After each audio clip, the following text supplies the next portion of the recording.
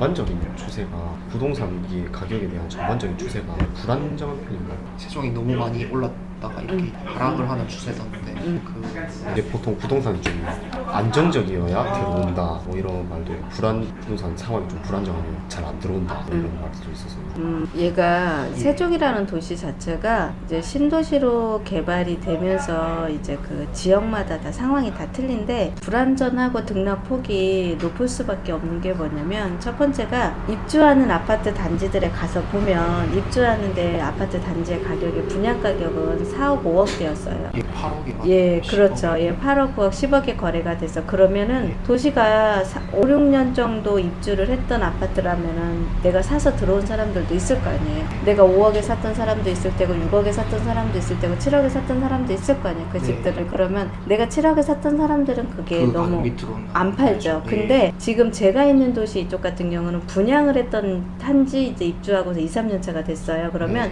이분들의 취득 원가는 분양 가격이야. 그럼 4억대야. 예. 그러면 내가 7억에 팔아도 3억의 이득이 생겨. 그러니까 이분들은 7억에도 팔고 8억에도 팔고 6억에도 팔고 9억에도 팔아. 그렇게 하고 나서 내가 살고 있던 거주 지역에 더 좋은 지역에 만약에 집값 조금 빠지고 좋다. 상급지로 그러면 상급지로 갈아타는 네. 현상이 나와서 등락폭이 왔다 갔다 할 수밖에는 없어요. 그거는 신도시는 어느 지역에 가도 거의 비슷해. 도시를 형성하고 있는 도시라고 하면 그게 조금 있는 것도 있고 그 대신에 네. 반면에 실질적으로 투자 수익률을 본다고 하거나 수익률을 높게 형성을 시키려고 하면 불안정한 도시에 들어가서 내가 제대로 된 투자를 해야 수익률이 훨씬 높아요. 안정적인 도시에서 들어가서는 그 수익률은 딱 정해져 있는 요율밖에 안 나와. 그렇잖아. 근데 내가 불안정한 투자 수익률이 나오는 불안정한 도시에 가서 제대로 된 투자를 하면 내가 4억에 샀지만 내가 아파트를 10억에도 팔 수가 있는 수익률은 훨씬 높을 수밖에는 없거든요. 그래서 그거는 투자의 성향인 거라고 생각을 해요. 투자하는 사람이 내가 안정적인 상태로 투자를 해서 수익을 안정적인 그 금액만 예금해놓으면 안정적이잖아. 그 예금 이율만 볼 건지 아니면 살짝 불안정하기나 하지만 지금까지 빠져있는 도시에서 언젠가 상승 가치가 있을 거라 판단되면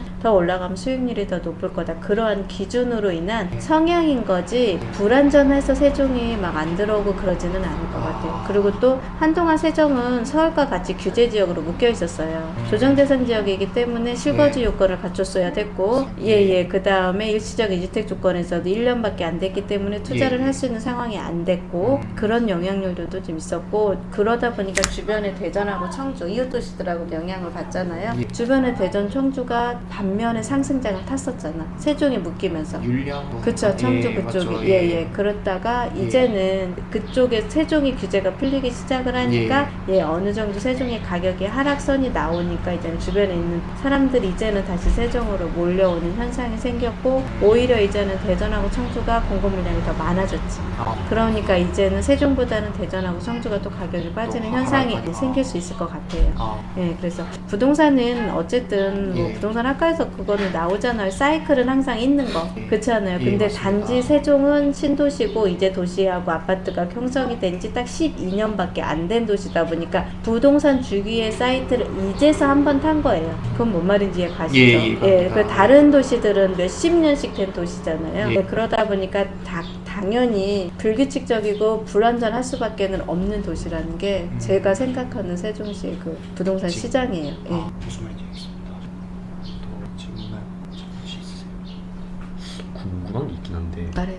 그 여기 홈플러스나 이런 대형마트 입점 같은 경우에는 이제 땅을 직접 사는 게 아니라 여기는 이제 임대를 하기도 하던데 그런 가능성 이제 없다고 보시나요? 개인적으로 이제 보였어요. 어떻게 임대로 해서 들어오겠다? 그 이제 홈플러스나 아니면 여러 이마트는. 쇼핑몰 안쪽에 입점하는 것을 전제로 했을 때 홈플러스나 지금 이 도시 안에서는 홈플러스, 이마트, 코스트코 3개가 지금 들어와 있거든요. 여기 지금 홈플러스 있고요. 여기에 이마트 있어요. 여기에. 그 다음에 여기 밑에 코스트코 있어요.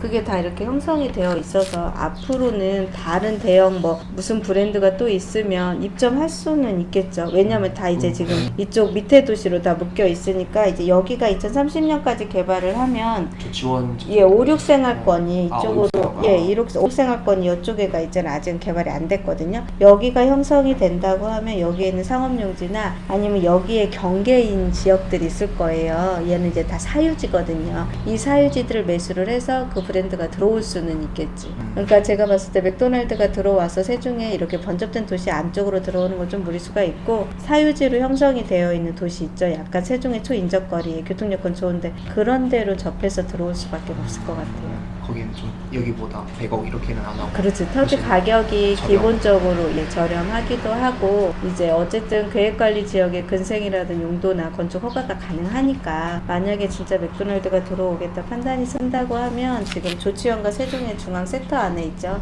그런데 쪽 안에 이제 일본국도 라인으로 해가지고서 그쪽에 토지를 매수해서 들어오는 게 오히려 여기 도시 만권보다는 훨씬 좋을 것 같아요. 부담했습니다. 네네네. 그게 왜냐면 이제, 네. 예, 이제 조치원하고 세종의 중간 지점 이제 국가산업단지도 형성이 되거든요. 산업단지가. 네, 그러면 산업단지가 지금 83만 평이 형성이 되니까 예. 거기가 이제 보상이 나가요. 그럼 예. 앞으로 향후 한 7, 8년 안에는 도시를 밀고 거기도 산업단지가 들어오면 이제 예. 거기에 산업단지에 있는 유동 인구와 수요가 또. 그렇죠. 그 다음에 여기에 있는 세종시 인구를 딱 중앙에서 섹터로 맞이할 수 있는 데가 제 생각에는 여기 도시 만권이 아니라 약간 거기 중앙 섹터에 일반 용지로 사서 매수를 해서 사유지를 매매를 해서 그걸 가지고서 들어오시는 게 제 훨씬 생각에는 더. 네네 회사 측에서는 유리할 거라고 볼게요. 왜냐하면 그쪽까지의 대중교통이라든가 이런 것들도 굉장히 잘 돼 있고 네 그리고 이제 지방 도시는 서울하고는 틀리게 대중교통 문화가 별로 잘 안 발달되어 있고요. 맞습니다. 차로 차가, 네. 움직임이 되게 심해. 그렇잖아요. 그러다 보니까 차량으로 움직이는 분들이 많으니까 굳이 뭐 드라이브스루 한다 해도 전혀 매출에 영향력이 없을 것 같아요. 그걸로는 보면 될 것 같아요. 그리고 또 요즘은 배달업이 잘 돼 있잖아요. 맞습니다. 네, 그 배달을 시키면 된다는 게 있기 때문에 제가 봤을 때는 뭐 꼭 이 도심권 안에다가 뭐 슬립백 끌고 햄버거 먹으러 맥도날드까지 갈 의미는 없어 보이니까 저는 그쪽이 오히려 낫다고 그게 추천을 그렇구나. 해드려요.